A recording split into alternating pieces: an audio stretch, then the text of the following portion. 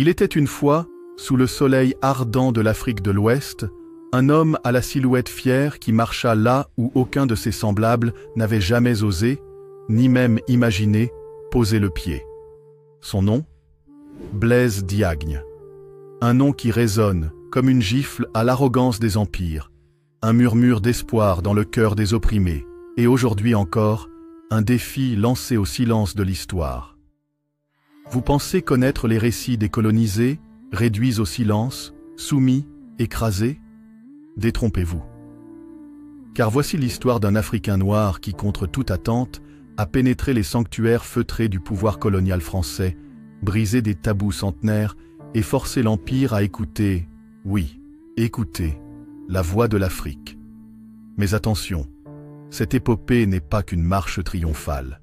C'est un labyrinthe fait de complots, d'alliances douteuses, de trahisons et d'ambitions. Qui était réellement Blaise Diagne ? Héros de la cause noire ou instrument habile du système colonial ? Dans cette vidéo, nous allons plonger ensemble dans les méandres fascinants de sa vie, découvrir ses secrets, ses stratégies et la manière dont il a renversé l'ordre établi pour devenir le tout premier député africain noir à l'Assemblée nationale française en 1914. Une aventure palpitante, pleine de drames humains, de paradoxes et de leçons brûlantes pour notre époque. Alors restez bien jusqu'à la fin, car je vous garantis que cette histoire va transformer votre regard sur l'histoire, sur la politique et sur l'Afrique. Pensez à vous abonner, à liker cette vidéo et à activer la cloche pour ne rien manquer de ces récits qui réveillent notre mémoire collective. Installez-vous confortablement, nous allons ensemble traverser un siècle d'histoire et pénétrer dans la vie hors du commun de Blaise Diagne. Au large des côtes sénégalaises, l'île de Gorée se tenait comme un joyau douloureux posé sur l'océan Atlantique. Ses maisons pastel, ses balcons de fer forgé, ses rues pavées semblaient vouloir masquer les cris étouffés qui avaient retenti ici pendant des siècles. Gorée, c'était le nom murmuré par des millions d'esclaves arrachés à l'Afrique pour être vendus dans le Nouveau Monde. Pourtant, au tournant du XIXe siècle, l'île portait déjà les stigmates d'une autre mutation, celle d'un comptoir colonial où se mêlaient missionnaires, militaires, marchands et une poignée de notables africains christianisés. C'est dans cet univers paradoxal que naquit, le 13 octobre 1872, un enfant noir que l'on prénomma Blaise, en hommage à Saint Blaise, évêque martyr. Fils d'un tirailleur sénégalais au service de la France et d'une femme lébou issue d'une lignée de pêcheurs, le jeune Blaise grandit dans cette atmosphère mi-africaine, mi-européenne.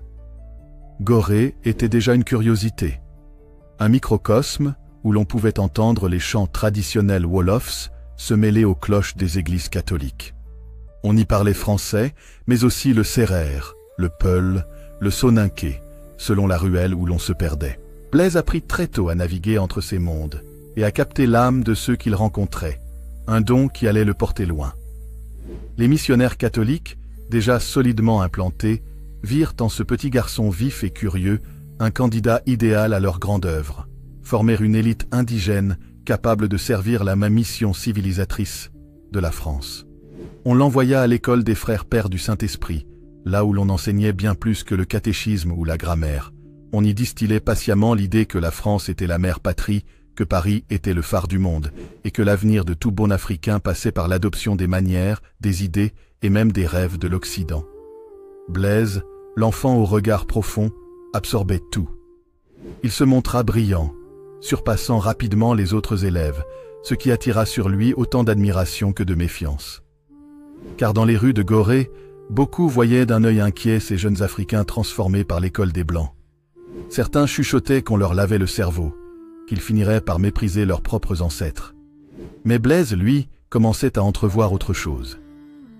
À travers les textes d'Hugo, les fables de La Fontaine, il découvrait la force des mots, la beauté du raisonnement, et surtout le pouvoir. Il comprit qu'un simple discours pouvait soulever des foules et faire trembler des gouvernements. Et il se fit une promesse secrète. Un jour, lui aussi manierait les mots comme des armes. À l'adolescence, le destin prit un tournant inattendu. En 1883, son père fut affecté à La Réunion, une autre colonie française perdue dans l'océan Indien. La famille suivit. Là-bas, au milieu des plantations de canne à sucre et des grands domaines créoles, Blaise vécut une nouvelle étape de son initiation à la complexité coloniale. Il vit comment, même à des milliers de kilomètres de l'Afrique, la hiérarchie raciale imposait ses lois. Mais il observa aussi comment certains hommes de couleur pouvaient s'élever socialement, à force d'alliances subtiles et de compromis. Très vite, on l'envoya en France métropolitaine, à Aix-en-Provence, puis à Paris, pour compléter sa formation.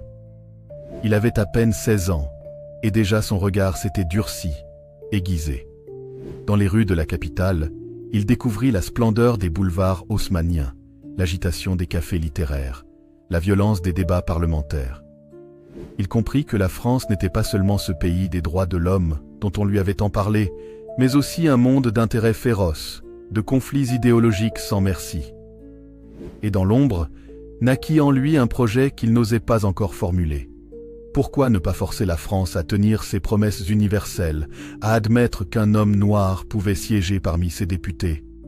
De retour au Sénégal après quelques années, Blaise entra dans l'administration coloniale comme commis principal des douanes.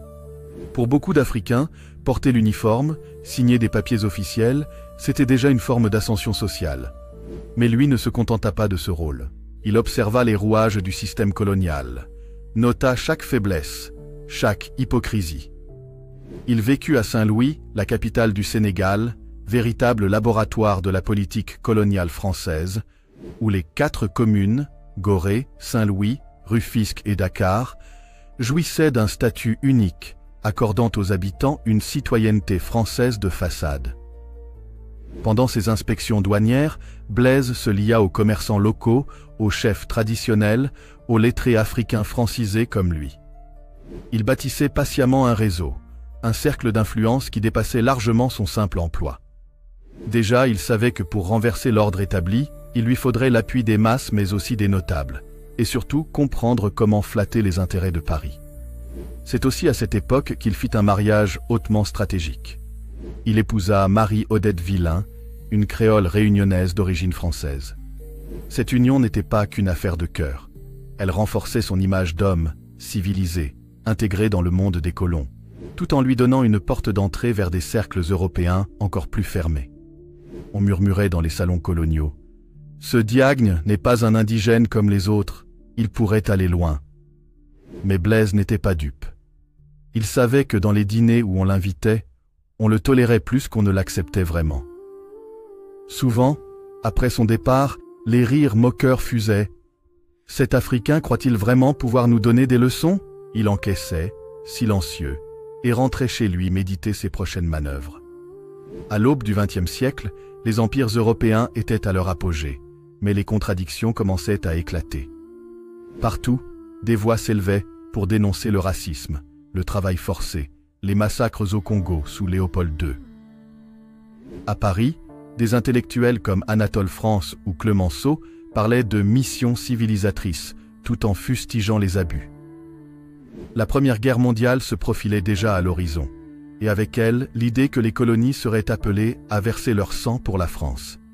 Blaise, stratège, comprit que cette situation ouvrirait une faille. Si les Africains devaient combattre pour la métropole, ils gagneraient le droit d'exiger des contreparties.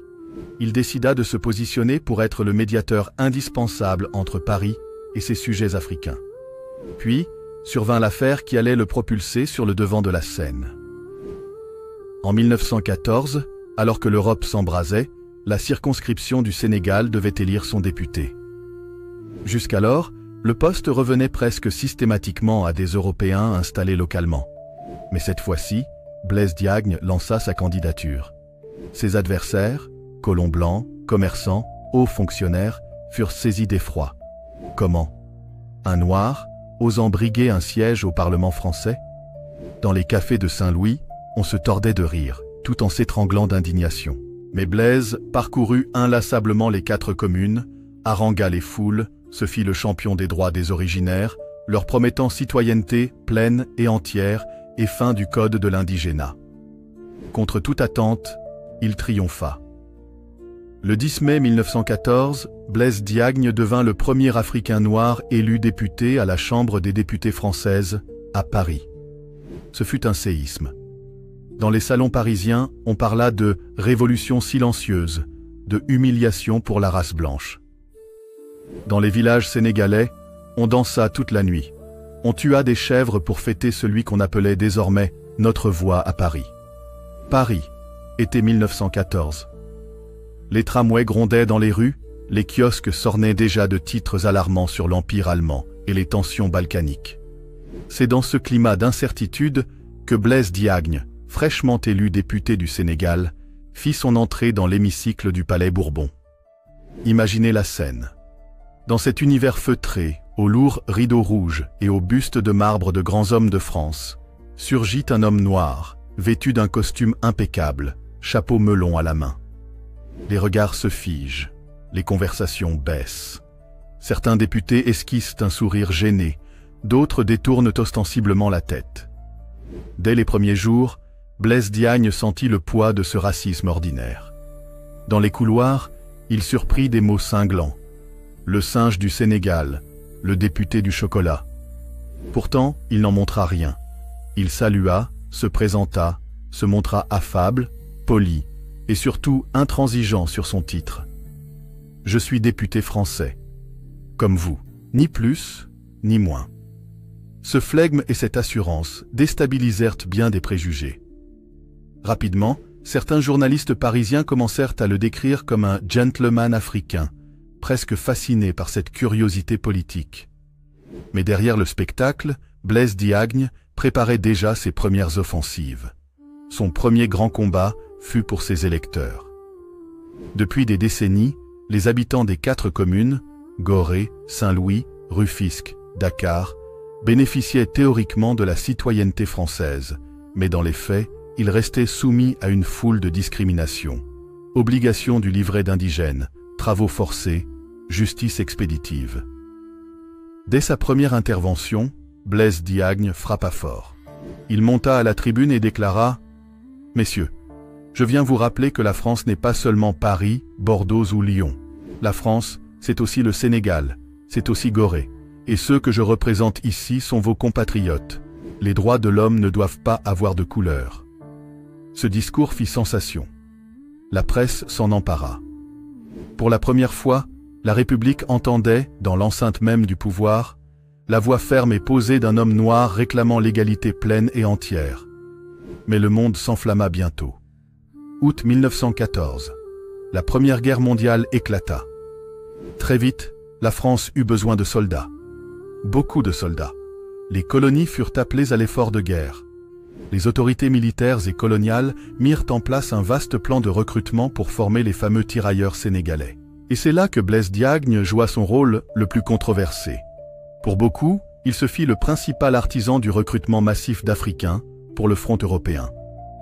Il organisa des tournées à travers l'Afrique de l'Ouest, prononça des discours enflammés, promettant citoyenneté, reconnaissance, terres et pensions aux familles des volontaires. Certains l'accusèrent d'avoir vendu la jeunesse africaine à la machine de guerre française. On évoqua même des pressions, des réquisitions arbitraires, des promesses non tenues. D'autres, en revanche, le défendirent. Sans lui, les Africains n'auraient jamais obtenu la citoyenneté, ni les droits attachés. Blaise, pragmatique, répétait « Nos enfants meurent, oui. Mais ils meurent en soldats de la France. Ils reviendront citoyens à part entière. » Ce fut son grand pari. Et il ne ménagea pas ses efforts. On raconte qu'en 1918, il fit jusqu'à 100 000 kilomètres pour mobiliser, convaincre, apaiser les chefs locaux et calmer les révoltes. Son énergie était proprement titanesque. En pleine guerre, Blaise Diagne obtint ce que nul n'avait cru possible. Le 29 septembre 1916, grâce à son entêtement, fut votée la loi qui accordait enfin la citoyenneté française pleine et entière aux habitants des 4 communes. Fini le statut bâtard, fini le code de l'indigénat pour eux. Ils pouvaient devenir fonctionnaires, voter sans restriction, intenter des procès comme n'importe quel Français. C'était un triomphe historique, une première en Afrique coloniale. La presse en France se divisa. Certains saluèrent l'œuvre civilisatrice de la République, d'autres fulminèrent « Après la guerre, combien de nègres voudront venir s'installer à Paris ?» Blaise, lui, savourait. Il avait brisé un plafond de verre vieux de siècles, et il savait que c'était là sa plus grande arme électorale pour les années à venir. Mais tout n'était pas aussi noble qu'il aimait le présenter. Pour obtenir ces avancées, Blaise Diagne avait multiplié les compromis. Il avait accepté de soutenir certains budgets coloniaux controversés, avalé des couleuvres sur la poursuite du travail forcé dans d'autres territoires et fermé les yeux sur les brutalités des administrateurs dans les villages récalcitrants au recrutement. Dans les salons feutrés du ministère des colonies, on appréciait ce député noir raisonnable, capable de canaliser la colère africaine, de la rendre présentable. Les gouverneurs coloniaux, eux, l'invitaient à dîner, l'écoutaient. Mais s'avère qu'en retour, Blaise attendait des faveurs, des postes pour ses protégés, des marchés pour ses amis commerçants, des décorations pour renforcer son prestige. C'est cette dualité qui fascine encore aujourd'hui. Était-il un traître, un opportuniste, ou au contraire un fin stratège, utilisant le système pour avancer les droits des siens? Sans doute un peu des trois, comme tout grand homme politique. Au sortir de la guerre, Blaise Diagne était devenu une figure quasi mythique. Il se rendait à Paris comme chez lui. Le président de la République le recevait. Il dînait chez les ministres. On le couvrait de médailles. Officier de la Légion d'honneur, président de l'Union fraternelle des tirailleurs. Dans son appartement cossu, il recevait des artistes, des journalistes, des intellectuels venus d'Afrique et des Caraïbes. Tous saluaient l'ascension spectaculaire de cet homme parti des ruelles poussiéreuses de Gorée. Mais sur le terrain, au Sénégal, la réalité était plus amère. Beaucoup de familles pleuraient leurs fils morts sur les champs de bataille de la Somme ou de la Marne. Les pensions tardaient, les promesses de terre se faisaient attendre.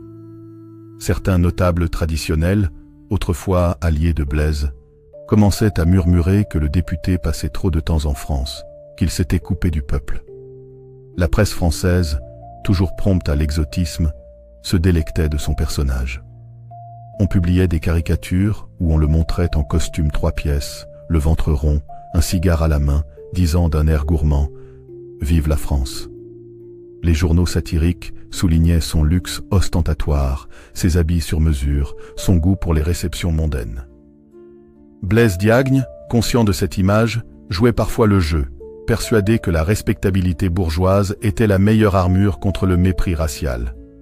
Il disait à qui voulait l'entendre « Il faut leur montrer que nous ne sommes pas des sauvages, mais leurs égaux, jusqu'à la cravate ».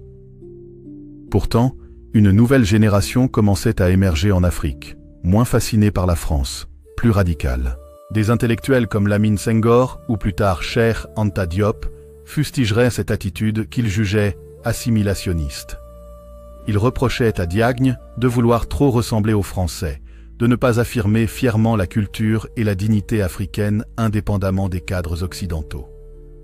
Dans les rues de Dakar, certains murmurèrent même « Diagne n'est plus des nôtres, il est devenu un Européen noir ». Blaise en souffrit. Il multiplia les voyages dans les villages, tenta de renouer avec les chefs coutumiers, promit de s'occuper des problèmes locaux. Mais le monde changeait. Après le traumatisme de la Grande Guerre, les colonisés n'avaient plus la même patience. Au sortir de la Première Guerre mondiale, le monde avait profondément changé. Les empires européens, tout en conservant leurs colonies, étaient ébranlés par les sacrifices humains et les dettes colossales. À Paris, Londres, Bruxelles, les hommes politiques parlèrent de reconstruction, de paix durable. Mais les rues de Dakar et de Saint-Louis murmuraient d'autres mots. Liberté, fin de l'exploitation, notre temps viendra. Blaise Diagne, auréolé de ses succès de guerre, crut d'abord que l'heure des réformes profondes avait sonné. Il multiplia les interventions à la Chambre, plaidant pour l'égalité des droits, l'accès des Africains à des postes supérieurs dans l'administration, la fin progressive des expropriations abusives. Cependant, la France, tout juste sortie du chaos, se montrait frileuse. Les vieux réflexes coloniaux dominaient encore, et on entendait souvent dans les salons de la République « Nos colonies sont notre force. Elles doivent rester sous notre tutelle pour leur bien. » Rapidement, Diagne se heurta à une série de déconvenues. Les pensions des tirailleurs, versées avec retard, amputées, parfois jamais payées aux familles, les bourses scolaires promises aux fils de vétérans, rares et souvent attribués aux familles déjà favorisées. Il fit pression sur le ministère des colonies, écrivit des lettres poignantes, rappelant le sang versé par les soldats noirs pour sauver la France. Ne l'oubliez pas, messieurs, si Reims et Paris sont libres, c'est aussi grâce aux fils de l'Afrique.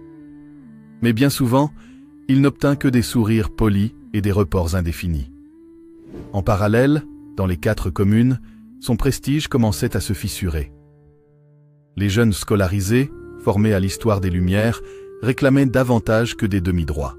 Ils exigeaient des postes de responsabilité, la fin des taxes humiliantes, le respect total de leur dignité. Or Blaise Diagne, lui, continuait à négocier pas à pas, dans le cadre strict des institutions françaises, convaincu que seule la voie de l'assimilation prudente pouvait fonctionner. Pendant que Diagne bataillait dans les couloirs feutrés du Palais Bourbon, un vent nouveau soufflait sur le monde noir. Aux États-Unis, la Harlem Renaissance explosait. Marcus Garvey, avec son mouvement Back to Africa, galvanisait les foules. En Afrique, les premiers syndicats naissaient, les journaux indigènes se multipliaient, plus mordants, moins respectueux du cadre colonial. À Dakar, des militants plus radicaux commencèrent à organiser des réunions publiques, à parler ouvertement d'exploitation capitaliste, à dénoncer la soumission des élites africaines aux colons. Pour eux, Blaise Diagne symbolisait ce compromis trop confortable. L'Africain en costume européen, à l'aise dans les banquets parisiens, mais incapable de réclamer l'indépendance pure et simple. Dans un article mordant, un jeune pamphlétaire sénégalais écrivit « Monsieur Diagne a beau briller sous ses décorations françaises, il reste le produit d'un système qui nous opprime. Ses succès sont les chaînes dorées que l'on nous montre pour que nous restions soumis. » Ces critiques, Blaise les lisait, souvent en silence, parfois le cœur serré. Il tentait d'organiser des conférences, de parler d'évolution graduelle, mais il sentait que le monde se radicalisait. La patience des peuples colonisés fondait comme neige au soleil. Malgré tout, Diagne ne baissa pas les bras. Dans les années 1920 et au début des années 1930, il continua à défendre les intérêts africains avec une ténacité presque obsessionnelle. Il déposa plusieurs propositions de loi pour faciliter l'accès des Africains aux emplois administratifs, obtint l'augmentation des allocations pour les veuves et orphelins des tirailleurs. Il lutta aussi pour la reconnaissance des écoles dirigées par des Africains contre la mainmise totale des missionnaires européens. Dans un discours resté célèbre, il lança à ses collègues députés « Vous parlez sans cesse de votre mission civilisatrice. Montrez donc que vous y croyez réellement, en donnant aux indigènes l'égalité des chances et des droits. Sinon, demain, ce seront vos enfants qui paieront le prix de vos promesses trahies. » Mais le climat international se durcissait. La crise économique de 1929 frappa durement les colonies. Les budgets furent coupés, les fonctionnaires locaux licenciés, les taxes augmentées. Les peuples colonisés souffraient, et leur colère ne trouvait plus d'apaisement dans les promesses républicaines. Ce qui frappe chez Blaise Diagne à cette époque, c'est son isolement croissant. À Paris, il demeurait ce député noir, un peu mascotte, un peu suspect, que l'on écoutait par curiosité mais dont on repoussait souvent les projets les plus ambitieux. En Afrique, il n'était plus perçu comme le jeune lion des débuts, mais comme un notable embourgeoisé, trop proche des gouverneurs coloniaux. Il continua pourtant à faire la navette entre les deux mondes. Ses retours au Sénégal étaient à l'occasion de grandes fêtes officielles, de discours en wolof ou en français, où il rappelait son attachement profond à la terre africaine. Il visitait les tirailleurs invalides, embrassait les vieillards, caressait la tête des enfants.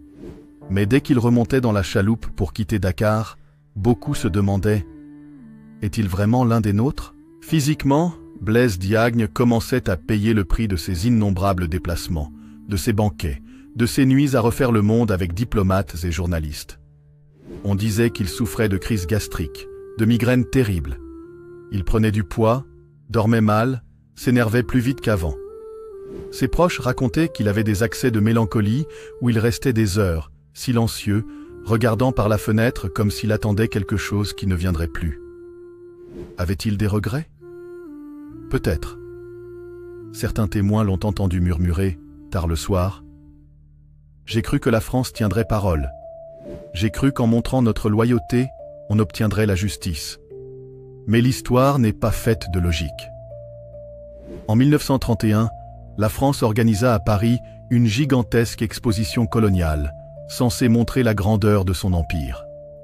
Des pavillons exotiques furent construits, des villages indigènes, installés où des hommes et des femmes d'Afrique ou d'Indochine jouèrent le rôle de figurants vivants pour divertir les visiteurs. Blaise Diagne accepta d'y participer, pensant pouvoir utiliser cet événement pour renforcer son plaidoyer en faveur de la pleine citoyenneté des colonisés. Mais l'image fut désastreuse. Pour beaucoup, voir un député noir cautionner cette grande foire coloniale revenait à l'absoudre. Des intellectuels anticolonialistes fustigèrent l'exposition comme une foire aux esclaves modernes. C'est là que Blaise Diagne toucha sans doute les limites de sa stratégie. Il croyait qu'en acceptant certains cadres, il pourrait mieux les infléchir. Mais il se heurta à la puissance d'un système colonial qui savait parfaitement récupérer les symboles pour masquer sa brutalité réelle. Peu avant sa mort, Diagne fut chargé par le gouvernement français d'une mission délicate: superviser le Hajj, le pèlerinage à la Mecque, des musulmans d'Afrique occidentale française. Paris craignait que les pèlerins, en rencontrant des mouvements panislamiques, ne reviennent avec des idées subversives. On fit donc confiance à Diagne pour contrôler la situation.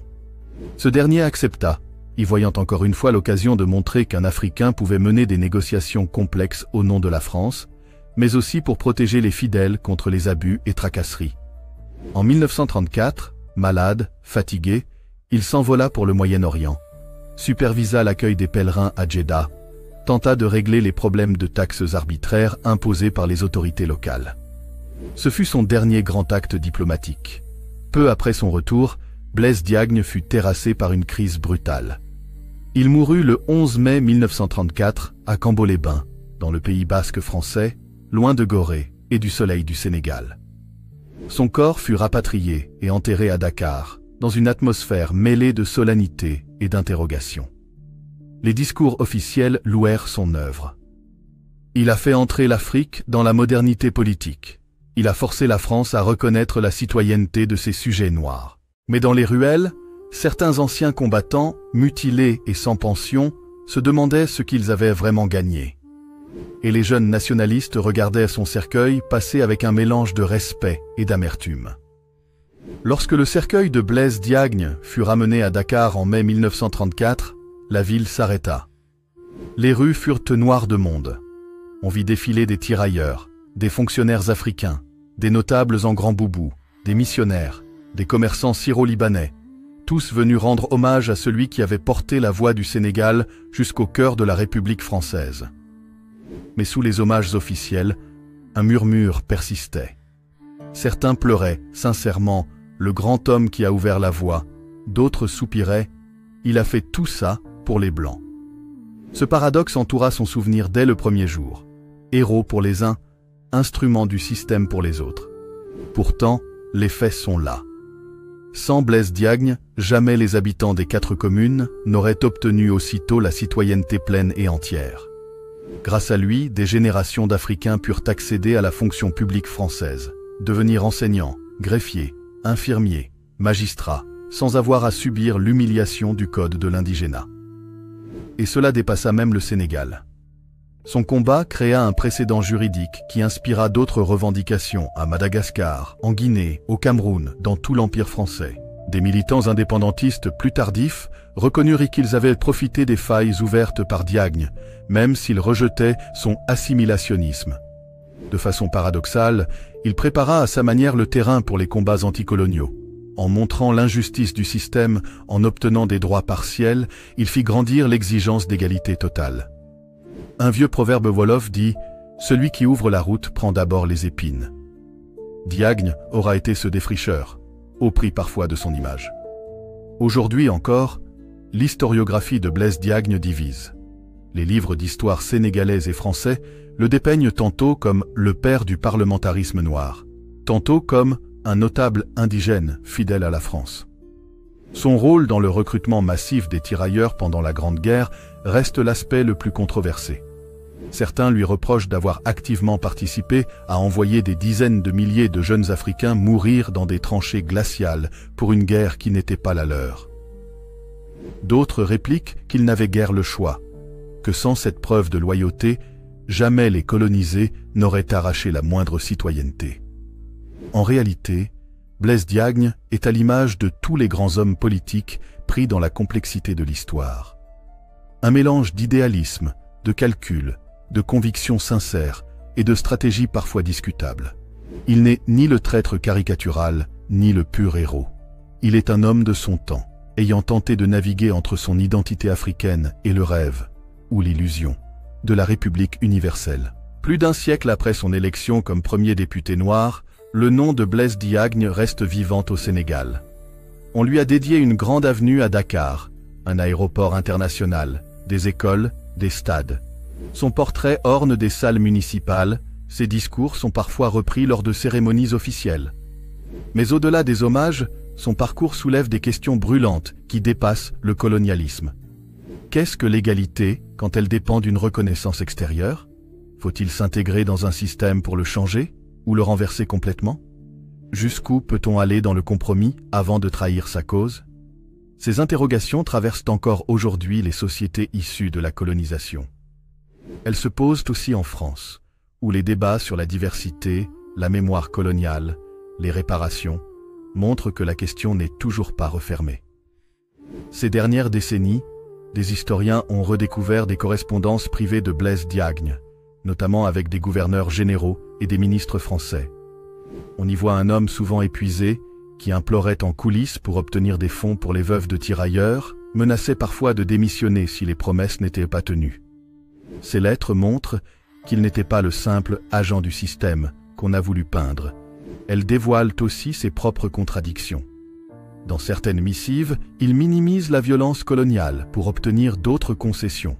Dans d'autres, il écrit rageusement que « on traite encore nos frères comme des bêtes de somme ». Ce double discours n'est pas seulement de l'opportunisme. C'est le reflet d'un homme coincé dans un univers impitoyable, tentant d'obtenir le maximum pour les siens sans tout perdre. La mort de Blaise Diagne laissa un vide difficile à combler. Son fils, Raoul Diagne, devint une figure sportive en France, premier footballeur noir à intégrer l'équipe nationale française. Mais il ne reprit pas le flambeau politique. Autour de la famille Diagne, le cercle des anciens alliés se dispersa. Les jeunes leaders des années 40-50, comme Léopold Sédar Senghor, choisirent une voie plus littéraire, culturelle et ensuite indépendantiste, marquant la rupture définitive avec l'idée d'une simple égalité dans l'Empire. Après les indépendances des années 1960, certains leaders africains eurent la tentation d'effacer l'héritage de Blaise Diagne, trop lié à l'époque coloniale. Dans certains discours, il fut décrit comme « l'homme de la France », le symbole du compromis qui avait retardé l'indépendance. Pourtant, dans les moments solennels, son nom revenait toujours. Même Senghor, qui fonda la nation sénégalaise moderne sur un projet très différent, reconnut qu'il fallait saluer ce premier Africain qui, en osant franchir les portes du Parlement français, avait frappé un grand coup dans l'histoire du monde noir. En définitive, l'histoire de Blaise Diagne est celle d'un pionnier pris dans un monde d'intérêts croisés. Il montre que l'émancipation des peuples ne se fait jamais en ligne droite. Elle est faite de petites avancées, de reculs douloureux, de stratégies parfois ambiguës. Elle oblige à dialoguer même avec ses adversaires, à faire des concessions pour arracher un droit avant de repartir à la conquête du suivant. Son parcours nous rappelle qu'aucune liberté n'est offerte sur un plateau. Elle se négocie, se gagne, souvent au prix de compromis qui laissent des cicatrices. Aujourd'hui, plus que jamais, alors que le monde reparle de racisme systémique, de réparation coloniale, de dignité bafouée, l'histoire de Blaise Diagne résonne puissamment.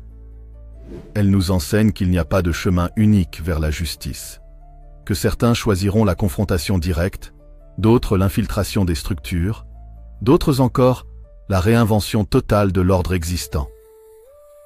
Chacun de ces choix porte ses grandeurs et ses tragédies. En fin de compte, Blaise Diagne fut un homme, avec ses lumières et ses zones d'ombre. Il voulut faire triompher l'égalité dans le langage même de ceux qui avaient réduit l'Afrique au silence. Et rien que pour cela, son nom mérite de rester gravé dans la mémoire des peuples libres. Et voilà, c'est ici que s'achève notre grand voyage à travers la vie fascinante, complexe et parfois déroutante de Blaise Diagne, cet Africain qui a osé franchir les portes du pouvoir colonial et s'est battu, à sa manière, pour faire entendre la voix de tout un continent. C'est une histoire pleine de contradictions, de combats gagnés, d'illusions perdues, mais surtout d'une immense détermination à ne pas accepter l'injustice comme une fatalité. Elle nous rappelle que l'émancipation, qu'elle soit individuelle ou collective, ne suit jamais un chemin tout tracé, qu'elle est faite de petites victoires, de compromis, parfois de douleurs, mais toujours d'espoir. Merci du fond du cœur d'avoir pris le temps de suivre cette vidéo jusqu'à la fin. Ton attention et ton ouverture à découvrir cette page souvent méconnue de notre histoire sont précieuses. Si cette histoire t'a touché, intrigué ou donné matière à réfléchir, je t'invite à t'abonner à la chaîne, à liker cette vidéo et à activer la cloche des notifications pour ne rien manquer des prochaines grandes histoires que nous explorerons ensemble. N'hésite pas non plus à partager en commentaire ce que tu penses de Blaise Diagne. Pour toi, héros, stratège habile ou figure trop compromise, ton avis compte et enrichira le débat. Encore une fois, merci d'être là, merci de faire vivre cette passion de l'histoire. On se retrouve très vite pour un nouveau récit tout aussi captivant. À très bientôt.